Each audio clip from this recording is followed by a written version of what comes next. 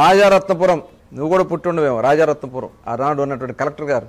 అక్కడ ప్లాట్లు మా వాళ్ళు తీసుకుని, మా నాన్నగారు తాతగారు అక్కడ రైస్ మిల్ మిషనరీ తయారు చేసేవాళ్ళు. అందులో రైస్ మిల్ ఉండేది.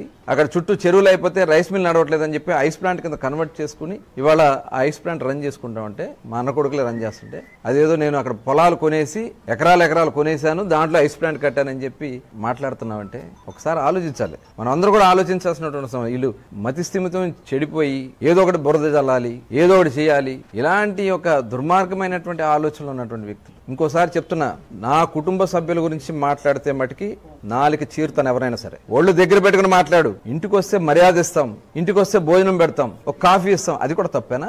దానికి పిచ్చి పిచ్చి మాటలు మాట్లాడుతున్నాం. ఒళ్ళు దగ్గర పెట్టుకో. నా కొడుకు అతని ఇంజనీరింగ్ చదువుకుని మచిలీపట్నంలో ఒక ఇండస్ట్రీ పెట్టుకుని 10 మందికి ఎంప్లాయ్మెంట్ కల్పించడానికి తను ప్రయత్నం చేస్తా ఉంటే ఇవాళ వాళ్ళని రాజకీయాల గురించి మాట్లాడతావా?